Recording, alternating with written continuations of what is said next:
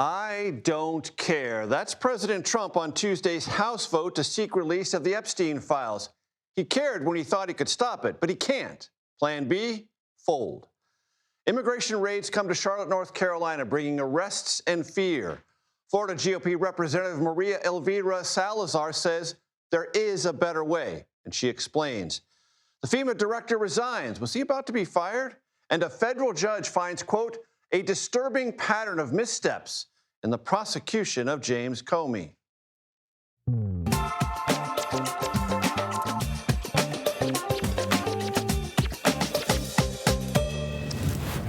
Hello, everyone. I'm Major Garrett in Washington. Welcome to the Takeout. President Trump can count. That much is clear after his stunning reversal on tomorrow's House vote on the Epstein files.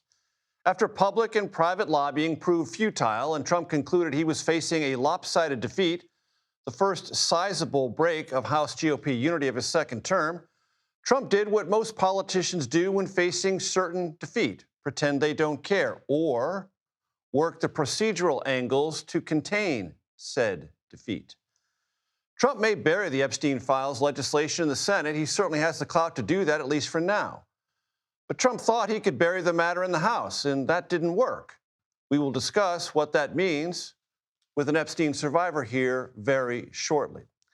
Before folding on the Epstein vote, Trump called Georgia Congresswoman Marjorie Taylor Greene, you can see her here in March, sporting a Trump was right about everything hat, a traitor and a lunatic. Taylor Greene once heckled President Biden during a State of the Union speech. Until very recently, she backed Trump on every single big legislative fight.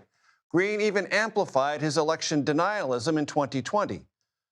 But she broke with Trump on Epstein, and that began an estrangement that might be singular. Or it might foreshadow tensions within the MAGA movement that could point to more breakups and heartache to come. Another part of that story is Trump's nonchalance about Nick Fuentes and Tucker Carlson. This audience is read in enough on politics. I don't need to give you the chapter and verse, but Carlson's credulous platforming of a Holocaust denier, a Hitler and Stalin apologist, and a self-described reactionary Christian nationalist has for 3 weeks now split the conservative movement on generational and ideological lines. Trump tried to wave it all away over the weekend, giving Carlson and Fuentes, remember, Trump dined with Fuentes in 2022, I don't know much about it all hall pass. The White House says it's merely trying to tamp down distractions, which these new MAGA fault lines might be, or they might point to something deeper and more destabilizing. We will explore that tonight. To start us off, we turn to Nancy Cordes at the White House. Nancy, there was a reversal, and then the president met with reporters this afternoon and was asked directly if he would sign this Epstein files legislation. And he dodged and did not answer. He dodged and did not answer, but he did say, Major, that he supports Republicans getting behind this measure to force DOJ to release it. So while he's still playing a bit of cat and mouse about how he will come down eventually, he's sort of releasing Republicans, if you will, those who are wary of crossing him, releasing them to vote yes tomorrow, as a growing number of them were indicating they would on this bipartisan measure to force DOJ to release all of the Epstein files. And it was a bit of whiplash because, as you pointed out, as recently as this weekend, he was calling Marjorie Taylor Greene a traitor because she dared to support this measure early on. And he was saying that any Republicans who got behind it or who talked about the Epstein files were stupid and were falling for a Democrat hoax. Now he says he has nothing to hide, so he is fine with the vote. He just doesn't want it to distract from all the progress he's making. Nancy, as you know, and our audience might well suspect, the president is not a bystander here. The Justice Department, as has been made evidently clear through this entire administration, Trump 2.0, works for the president. He has the power to tell the Justice Department and the Treasury Department, which also has files on Epstein, to release them all, like right now. He could do that. He has not done that. He has taken a variety of positions on that. In the past, Major, he has said that he wants everything to be released. Then he has backtracked. Now he has retracked and said he's fine with it all coming out. But he did show today, once again, just how much he does have influence over the Department of Justice. He said DOJ is investigating Jeffrey Epstein's Democratic friends, people like former President Bill Clinton and Larry Summers, individuals who President Trump said really spent time with Jeffrey Epstein, much more time than he did, who perhaps went to Jeffrey Epstein's infamous island. He called last week for DOJ to investigate within hours. The Attorney General said yes, she would. She assigned a powerful U.S. attorney to do just that, even though it was only 4 months ago, Major, that the Department of Justice said there wasn't enough evidence to investigate anybody else related to the Epstein files. Nancy Cordes starting us off tonight in the North Lawn of the White House. Thank you very much. Jeffrey Epstein's survival, Danny Bensky joins me now. Danny, I'm so glad you're here. Thanks for joining me. Thank you for having me. First, I know it's difficult, it's not pleasant, but let my audience know, in whatever terms you want to discuss it, your relationship with Epstein and the apartment complex in New York. Yeah, so I was recruited in 2004. I was 17 years old. A woman approached me and said that I could make some money as a masseuse. I was a dancer. I come from the dance world. Ballerina. Aspiring ballerina. And so this woman approached me and said, you know, it sounds like you know body work, right? You know, you're a dancer. And you should come and meet this gentleman on the Upper East Side. And so I went, and at first it started as just a job. And then my mother, unfortunately, had a brain tumor and was very, very ill. And I found the scans. I had thought that Jeffrey's money had come from the medical profession. He had all of these pictures around the house of naked women, and there was one particular sculpture that was of a brain, and we didn't really have the internet the same way that we do now, right? And so I think the only piece that was out there on Jeffrey at that point was Mystery Money Man, or Money Man of Mystery. So we just didn't have a ton of information on him, but so I had brought him my mother's scans, and the world shifted for me. He basically leveraged them and said that he would withhold care for her if I didn't either recruit more girls to massage him, or that I was going to have to do a lot more. And I did not recruit anybody. I was so ashamed of what I was already doing there. And so basically, the exploitation increased after that. Yeah, I mean, the abuse increased. I mean, it was full-blown sexual abuse, and for a year. And once I knew that my mother was going to rehabilitate and be okay, I was able to extricate myself from that position. But you know, you have to remember the incredible manipulation. It was a systematic manipulation that would occur. Even from the very beginning, he would talk about other ballet dancers that had been to the mansion, and how like ABT was amazing. And he had so many girls that were masseuses from ABT because they knew American Ballet Theater. Okay. Yeah. I don't know if any of this is true, of course, but you know, he would talk about these big ballet companies, and you know, of course, part of me was like, well, that's my world. I understand that world. He might be entry into this world. Might give me credibility or introduce me to people. And he said that he would often use that piece that was always, oh, do you want to meet a ballet master at New York City Ballet? I know everybody. And of course, those were people that I admired quite a bit. And so he was looking for the way in all the time, right? I never quite found it with me until he had the brain scans. And then that piece, you know, you could feel the shift in the room where I knew... Change the power dynamic. The power dynamic, that's exactly right. And the abuse of power was extreme. And yeah, so from that moment forward... So for you and those in this very unfortunate community of survivors, what do the Epstein files represent to you? And what do you think they will teach the American public if they are ever fully released? I see my 17-year-old self in those files. I see, for I think many of us survivors, looking at who we were then with all of our hopes, all of our dreams, all the things that we were aspiring to, all the promises that he made. I think that it brings us right back to that place. I want to be able to hug my 17-year-old self and say, it's all going to be okay. Other women will not have to go through this, and mean it. And right now, I don't necessarily feel that. I think without the transparency, we don't even know what the process to accountability is, right? We need to have that clear path of looking through the emails, and it's a lot, I understand it's a lot.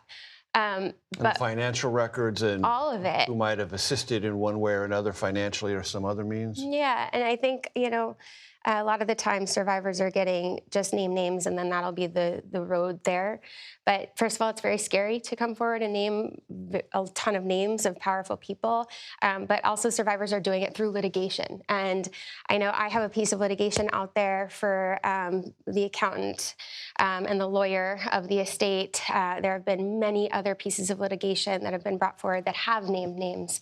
And I even saw somebody dressed up for Halloween with the list, right. So there is a lot out there that you can point to, but we need the facts before we can move forward. And as you watch Congress wrestle with this, what are your thoughts? What do you want them to do?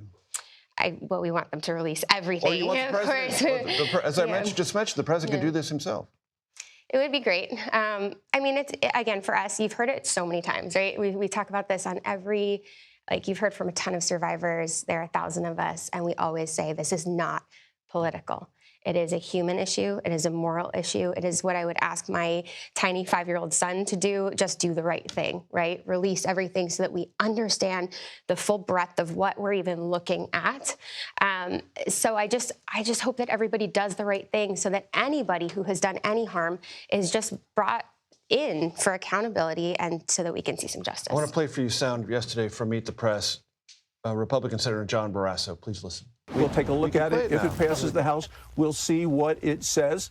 And we all want accountability and transparency. But to me, this is not about truth. It's not about justice. This is about an attempt by the Democrats to make President Trump a lame duck president. How do you evaluate that? Yeah. We have... Not about truth, not about justice. We have survivors on both sides. We have of the aisle, politically. Republican, we have Democratic, we have some that don't want to be political at all and are like, I don't follow politics. We are so human.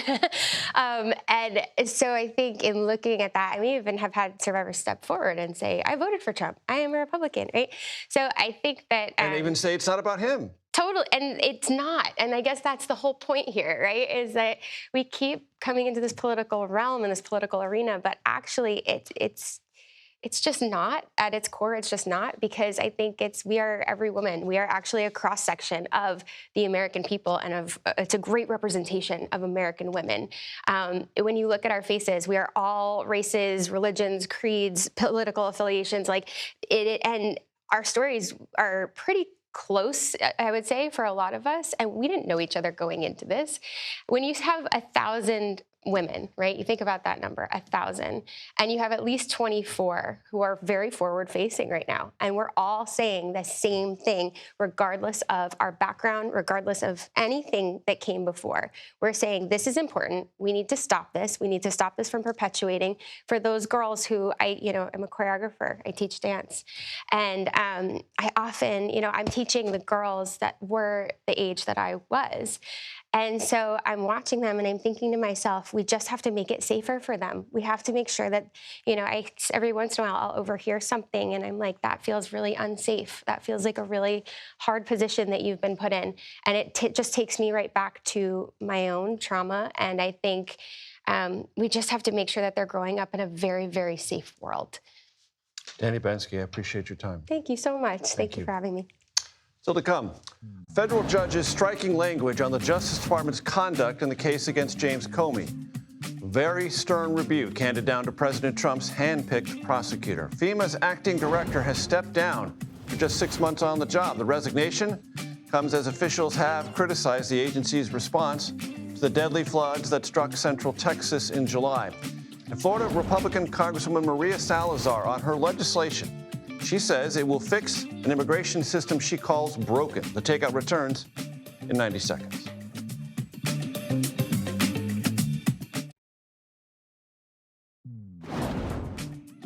Welcome back. A federal judge is taking the Department of Justice to task in its handling of the Comey case.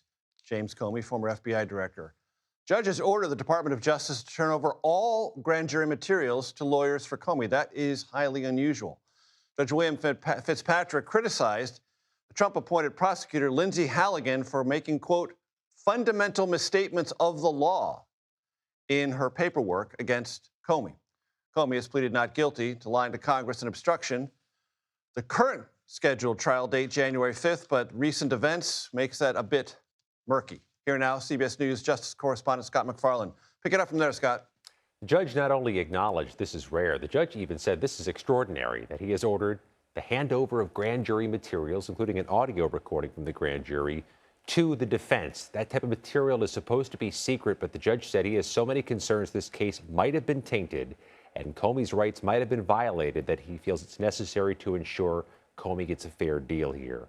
Among the nearly a dozen things, Major, that the judge laid out as concerns or items to be flagged, is what the U.S. attorney said to the grand jury in securing this indictment. According to the judge, Lindsay Halligan, the U.S. attorney newly appointed, suggested to grand jurors that James Comey might not have the capability of testifying in his own defense, or might have that capability of testifying in his own defense. What's more, the prosecutor told the grand jury that among the materials that she'll present to them, there could be more or better evidence still to come, in addition to what's in front of them now. Those are among the things the judge said are potentially issues that could impact the case and could potentially lead to a dismissal. And there has been some developments this afternoon, as I understand it, Scott, with Letitia James's attorneys and some new filings in that pending case. They want the case dismissed against Letitia James as well. Her defense team does. The same prosecutor, same federal court system, the Eastern District of Virginia. What Letitia James has argued today is that her case should be dismissed because of gross misconduct and gross misbehavior in the bringing of the case. She cites any number of things, including an argument that the U.S. attorney there, Lindsay Halligan, was unlawfully appointed, brought in there simply to get political retribution against her. She makes an argument that Trump directly called for this prosecution, that it is a revenge tour, and she spells out an argument against a man named Ed Martin, Major, former U.S. attorney in D.C. at the start of the Trump administration. She says Ed Martin was outside her house doing photo ops before the case was brought. She calls that stalking and says his misconduct is inexplicable. She makes this as her latest argument to get her criminal case dismissed. Scott MacFarlane coming to us from the Broadcast Center in New York. Thank you very much. The acting head of FEMA, David Richardson, has resigned. He faced criticism for his handling or lack of handling of the deadly Texas flooding in July. That was 4th of July weekend. Officials tell CBS News Richardson was unreachable for several hours once the flooding commenced, but he says he was in constant contact throughout that disaster. After taking the job in May, he issued a stern warning to staff who he worried would get in the way of change he intended to bring to the agency. Listen. Don't get in my way. If you're one of those 20% of the people and you think those tactics and techniques are going to help you, they will not. Because I will run right over you.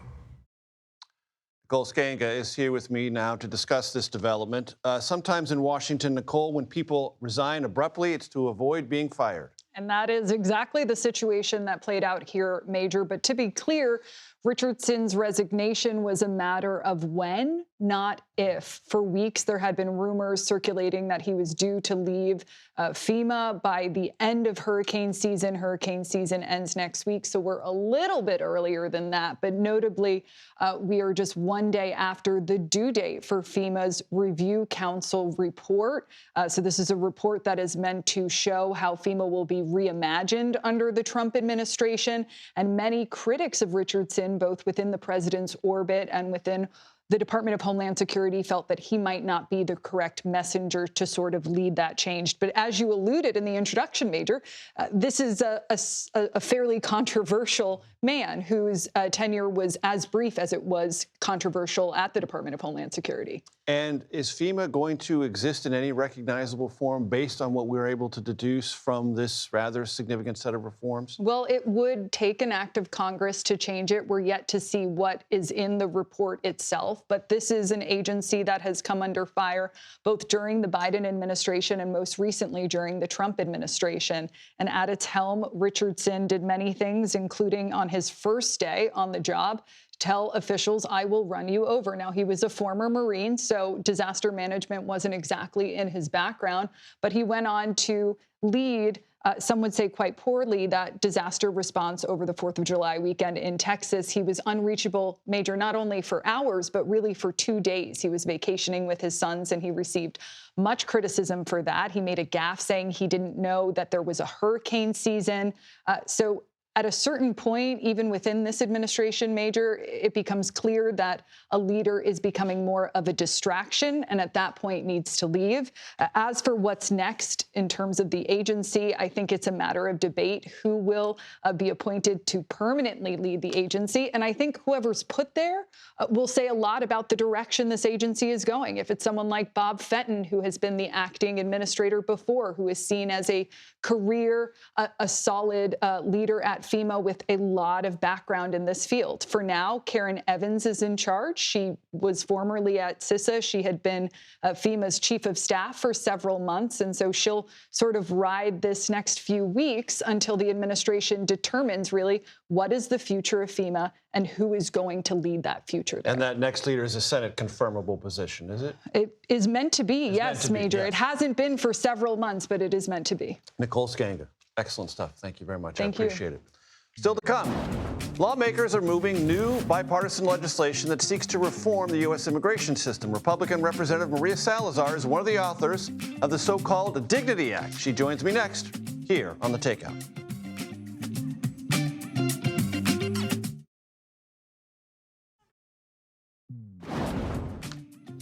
Welcome back to Takeout. Welcome to the Conversation Corner. The last time extensive immigration reform passed through Congress was 1986. And believe it or not, as a very young reporter at the Las Vegas Review-Journal, I covered stories about how that law signed by President Reagan would be implemented.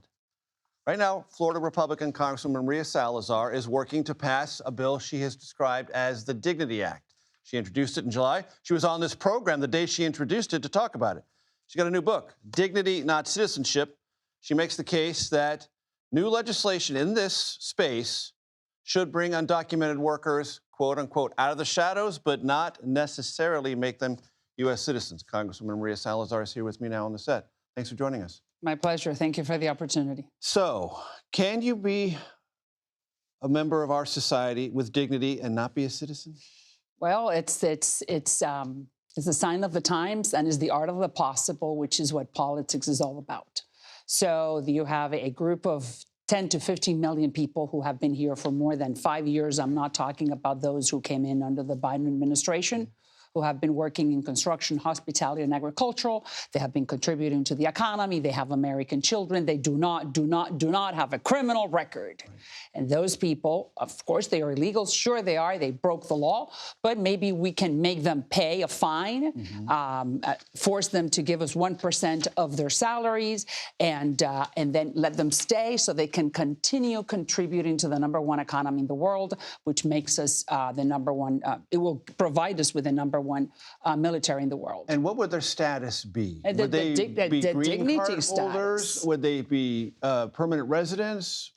What would they be? They will have dignity for 7 years, and they can always apply for another 7 years. And then after that, another legislator can come and determine what are we going to do with them. I see. But not right now. It took us 40 years to get here. So what I'm trying to do is I'm trying to bring some common sense to the Republican Party. And I'm telling you that the only guy who can really make this happen is called Donald Trump.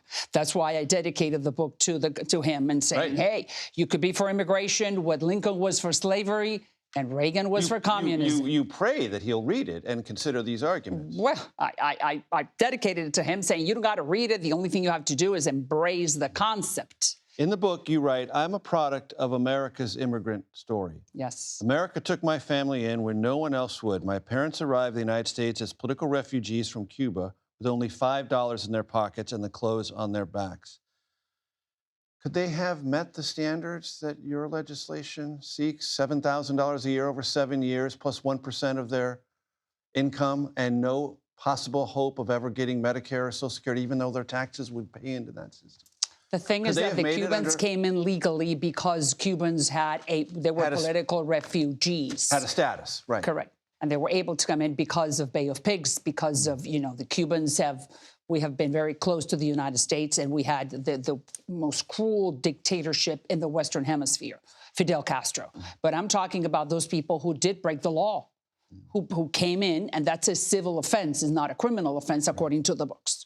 So since they do not have a criminal record, meaning that they have not raped anybody, I'm not talking about DUIs, I'm talking about people who are clean. Yeah. And can pass a background check without any problem. Of course, and they have been here for more than 5 years, and they have been contributing to the economy, and we need them now. Congresswoman, you know the word you're trying to avoid, because it came up after the Simpson-Mazzoli Act was passed in 1986. It wasn't very many years when those on the right said that was amnesty. All right. And amnesty has become a letter A. Yes, and like a the Scarlet Letter, right? Right. That nullifies anything that's in the reformist category. You got it. And that's why you say this is about finding what's possible. Correct. Because which is not amnesty and not citizenship, because I'm asking my colleagues, so define amnesty. Right. Amnesty could be anything. I think that amnesty is what the illegals have. How do you define it? Well, I think amnesty is what the illegals have now. They have free roads, free schools, and free hospitals, because they're not paying anything. I mean, you have people that have been here for 22 years and they have not paid any taxes, or they have been working. Well, they've paid state income taxes. Yeah, or when they go to the shop and they Medicare, pay. Yeah. Social Security tax, they pay sales taxes. Some of them. Okay. But I want everyone, because this bill will then bring everyone out of the shadows, will make them pay taxes, pay a fine, and pay a levy. So that will create two pots of money. So when you have this conversation, what do you hear back? Do you still hear from Republicans nervous that it still could be interpreted as amnesty? Sure. And they can't do it because they can't move? Correct. And I'm bringing something that is Solomonic to the president and to the GOP, which is not amnesty, is not citizenship, is dignity. Dignity is a biblical word. And we are a Judeo-Christian nation. We're the best country on earth, the most noble. Don't we know it? Cuban Americans, first generation. Don't we know what a great system we have? I was a news reporter. I was in Central America and South America for many years. I know exactly what we bring to the world. So we got to keep that. And for that reason, I want to bring a new block of voters to the GOP. And you want to end, I gather it, or maybe make less intense the immigration raids going on? Well, I think that we are making a mistake, because ICE should be dedicating the $150 billion that we assigned under the BBB, that money that we're giving to ICE. Yeah. ICE, Holman is a good guy. Holman, yes, that's right. The head of ICE, he's a good man. I'm not criticizing ICE because they are just following instructions. I just would like the White House to understand that we need to give another set of instructions to ICE so we can then...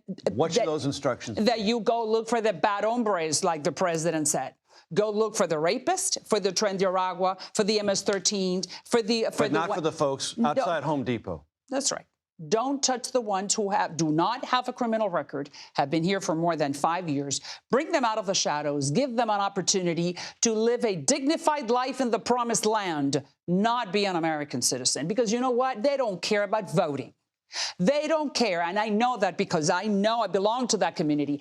I can speak clearly for them and say all they want to do is raise their American children, be here, go home for Christmas, go bury their mother, be able to come back, buy a home or issue a credit card. And the economic boom this will bring trillions of dollars to the economy for the next 10 years. It will bring two pots of money, $70 billion and $50 billion. $70 billion will go back to the Treasury. This legislation will not cost 1 penny to the taxpayers. Hey, it's not perfect. I'm human, but it's pretty good. Before I let you go, are you going to vote on the Epstein file question? Of course. Of course. Release. Of course. I always said it from the beginning. And yes, there are lines that you don't cross. Okay. And Epstein crossed them, so we got to make... Thank you for coming. And thank you for the opportunity. May the Lord bless us. Thank you. Still to come. She was once President Trump's MAGA warrior. Now he's calling her a traitor. How the two went from friends to what feels like very much political adversaries. More on that next here on The Takeout.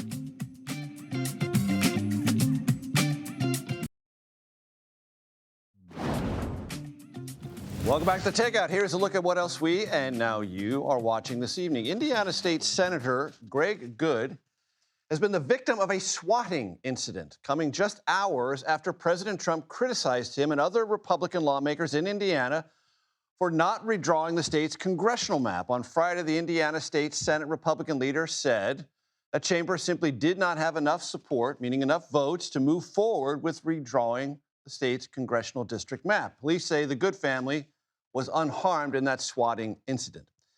It was another brutal day on Wall Street. The markets closed in the red for the third day in a row, plagued once again by declines in the tech sector. Wall Street continues to be on edge as it awaits key earnings reports this week, most notably from artificial intelligence and chip giant NVIDIA. The September jobs report is also expected to be released Thursday. The FAA has lifted all restrictions that were put in place on capacity for airlines during the government shutdown. That emergency order impacted 40 significantly sized airports and slashed thousands of flights, meaning those flights were canceled. Many others were delayed. Airlines resumed regular flight schedules this morning. The number of flights canceled over the weekend was at its lowest point since that order took effect. President Trump clashes with some Republicans, including one-time ally Marjorie Taylor Greene over the Epstein files. He has also weighed in gently on another Republican feud, whether it was wrong or in any way inappropriate or politically tone-deaf for Tucker Carlson to interview white nationalist Nick Fuentes. Here was the president on that topic. We've had some great interviews with Tucker Carlson, but you can't tell him who to interview. I mean, if he wants to interview Nick Fuentes, I don't know much about him, but if he wants to do it, get the word out. Let him, people have to decide. Ultimately, people have to decide. Decide what? Those words certainly caught Fuentes' attentions. He went to social media, and said thank you to the president. Here for analysis, David Brody serves as chief political analyst for the Christian Broadcasting Network. In addition to that, you are very read in on the Trump world, MAGA world. You've interviewed the president many times. You know many in his inner circle. And you know as well as I do, David, we've talked about this on the program last week and the week before, this Tucker Carlson-Nick Fuentes encounter, the platforming of someone who is an admirer of Hitler, admirer of Stalin, does not believe in democracy, wants a white nationalist America dominated by white men. He says it. Those are not my words. And he's also an anti-Semite who denies the Holocaust. This has created this tremendous generational schism within the movement. Do conservatives believe in this or that? We're about to find out in the next couple of years. We don't know the answer to that. I mean, that's the truth of the matter. The concern here is that it's coming from Tucker Carlson. I mean, that's the big issue here. What he did not ask Nick Fuentes in that interview. You just played that clip of President Trump. I mean, President Trump is right in the sense of no one's saying, hey, look, this is not a free speech issue. No, of Knock course yourself not. out. Let him have it. But what speech represents the future of the MAGA movement, and what does he have to say about that future? On Hannity last week, the vice president was asked this semi-rhetorical question by Sean Hannity. You know the president wants to pick the ticket. And J.D. Vance said, yes, I know that. Meaning the president wants to take an active role in what the future of MAGA is. Yeah. Can you take that active role and be agnostic on what Nick Fuentes does or doesn't represent? I think President Trump will do what he does, which is to be agnostic until he doesn't have to be. And I think eventually that's going to come down to potentially a J.D. Vance, maybe a Marco Rubio. He's been talking up Marco Rubio a lot. And I think that's kind of a proxy war, if you will. J.D. Vance, more populist. Marco Rubio, a little bit more, let's call it, a bit more neocon.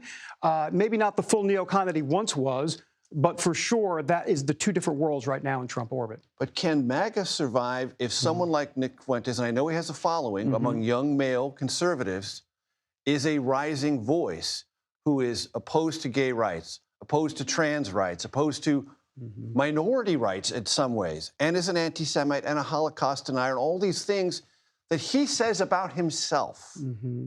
And he wants to be platformed and wants to have a role in all of this? I don't see it happening. I really don't. Having said that, how does it get short? What's the off ramp for that? If Trump doesn't say anything about it, J.D. Vance doesn't say much about it, and lots of other Republicans don't say much about it either. Well, Nick Fuentes loves to believe he has some sort of platform. Don't get me wrong, 5 million or whatever his social media following is, and he's got some young males that are following him. But this idea that he has some sort of political movement behind him or an organizational movement behind him just isn't true. And I think it can be snuffed out, if you will, and I put that in air quotes. Please, we're not trying to say anything when I say snuffed out. By a J.D. Vance or someone like President Trump that will eventually have to kind of weigh in even more so than they already have. And Nick was no fan of Charlie Kirk. Charlie Kirk was assassinated. Turning Point USA is going to continue. Erica's the living embodiment of that continuance. It has grown since the horrific, massively tragic and traumatizing death of Charlie Kirk. Is that a counterpoint to Nick in some ways or no? Well, sure. I mean, I think what the Charlie Kirk movement, if you will, has been taking off like wildfire. And then all of a sudden we see this, right? And a lot of people are concerned specifically that this has come at a really bad time, especially with the, I hate to call it momentum, but we saw a lot of faithful momentum after Charlie Kirk. And there was a lot of folks saying, hey, it's time for a new spiritual revival. And we saw that. And then all of a sudden, this plays out. You know, and we like to call that a little bit of spiritual warfare in the faith world. In other words, something good comes and all of a sudden something bad is right behind it. And Tucker knows what's going on. As the saying goes, he knows what time it is. What is he trying to do? Well, I mean, look, I mean, he believes that he has a great relationship, and he does, with J.D. Vance. And I think this is, like I said, going forward, I think this is all about what the Republican Party looks like in 2028. Is it going to be a J.D. Vance-type party with a Tucker Carlson behind him? I think that's going to be problematic, quite frankly, for J.D. Vance, because I think the Tucker Carlson, him saying what he's saying, is such a problem in the conservative world. You know, there's this circle, if you will, and the Nick Fuentes, and I don't want to say it with Tucker Carlson quite yet, but Nick Fuentes is not part of MAGA. He's not even far right. He's anarchist right in the circle, if you will, kind of close to the anarchist left. Tucker Carlson definitely making his way that way. David Brody, I appreciate your time. Thank you so much for coming in and breaking this down for us. Anytime. I really do appreciate it. Are the Epstein files the first political issue that President Trump simply cannot control? He's tried. That's been elusive. Our reporter panel will weigh in on that and many other issues when we come back here on The Takeout.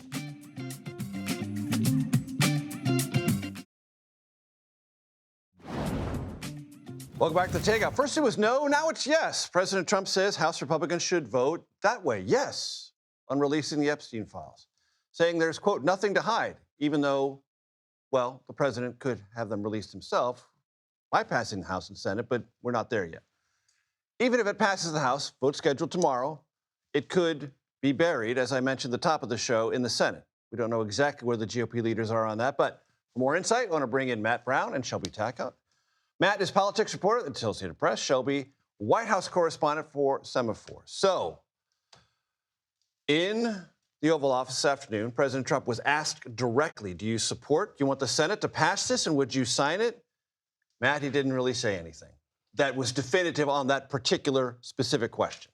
Yeah, it's been really remarkable over the last 48 hours or so from President Trump, where after weeks, if not months, of him whipping on the Hill, pushing back on the release of these files and on this effort by Congressmen. And by whipping, we mean pressuring Republicans to vote no. Opposing the effort by Republicans, yes, by Democrats and some outstanding Republicans, such as Congressman Thomas Massie and his erstwhile ally, Marjorie Taylor Greene, to release these files. Now that it seems that after maybe 50 to 100, we were hearing Republican members of Congress may have backed the effort to support this. He's now seemingly changed his tune and said that this is something that he can get behind, as long as, with multiple caveats we should note, but also equivocated on whether or not, now that you're seeing some Republican senators be pressured on this, including some allies like Senator Rick Scott and others, Senator Tommy Tuberville has come out and said that he'd vote for this. You're seeing President Trump have to adjust himself to the situation where Congress is feeling so much pressure on this that they're shifting even from his longstanding position. Shelby, there's an old saying in politics, if the parade is passing you by, run out in front of the parade and pretend like you're leading it. Yeah, exactly. And that I think is exactly what's happening here. You know, I think the president saw the writing on the wall. He did try hard to convince Republicans to drop this. And I think he realized at some point that wasn't working. I also think it's notable, you know, people close to Trump who talk to him often, Trump allies, have been confused about why he is opposing all of this. And so I do think that there have been conversations, right? I've talked to people close to the White House who have noted that they've talked to the president and sort of made that argument of this isn't going away, just let it happen. And so clearly something changed the president's mind, and now he is supporting it. And I do think that his comments this weekend saying, okay, fine, release the files, the House should vote for it, is going to convince at least some senators to back it who probably would have opposed it because Trump was opposing it. Exactly. Marjorie Taylor Greene is not the only figure in this story, but she's not an insignificant figure because she supported this initiative when the White House was opposed to it, did so knowing that would probably incur the president's wrath. That wrath this weekend came to full flower. Traitor, lunatic, not endorsing her. And Marjorie Taylor Greene was on CNN yesterday talking about a new type of politics, a friendlier, less aggressive, less pugilistic rhetorical form of politics. And Dana Bash did what we all supposed to do, remind people of what their past record has been, and said, you know what, Congresswoman Greene, you weren't really concerned about rhetorical excess, except now that it's creating possible threat matrices for you. And here's was her response.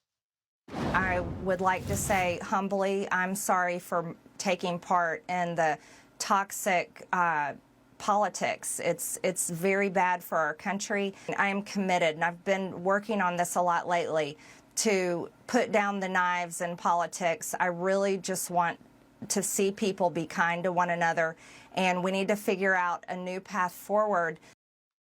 She also said it was a fair question to remind her of her past, which is a new place for Marjorie Taylor Greene to be. Yeah, it's kind of a remarkable shift from Marjorie Taylor Greene, this kind of reinvention of herself. But I also think it speaks to the broader question that this fight between Marjorie Taylor Greene and Donald Trump speaks to the broader question of what is going to happen to the Republican Party after Donald Trump leaves office in 2028. And you're seeing how I think Marjorie Taylor Greene's fight with him is kind of a smaller example of that much broader fight of what is the Republican Party going to stand for and who is going to be the next leader. Matt, it's a prism into what this future might or might not hold. Absolutely. I mean, for years we've discussed how Trump has almost an elemental bond with the Republican base in so many different ways.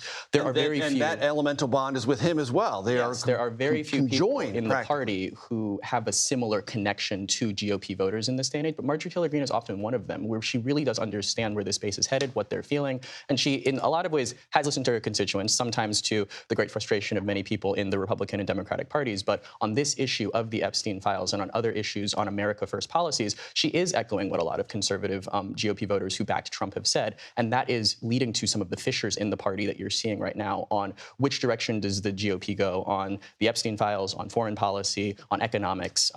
Her schism with Trump, I think, really gets to so many of those divides. Shelby, I got 40 seconds. Zohran Mamdani, mayor-elect of New York City, communists, we're going to hold money back. Now Trump keeps saying, we're going to meet with them. We want everything to work out in New York. Yeah, I mean, I think that this is an example of the president kind of thinking ahead, right? Saying, I'm gonna invite him to the White House. I'm gonna say, let's meet. But at the same time, I've talked to so many Republicans who say they plan to make Zohran Mamdani sort of the face of the Democratic Party because they think that it's going to be sort of a losing thing to make him the face because he is so progressive. And so I do think this is an example of the president saying, well, I'm going to try my best. But now it's up to him, right? He's sort of leaving it up to the other side. Shelby Takeout, Mac Brown, thank you so much. I appreciate it. Happy Monday, everyone. This is the Takeout. You know what we are, but I'll remind you in case you forgot. Relentlessly curious, reliably civil, and just occasionally clever. The Daily Report is coming up next.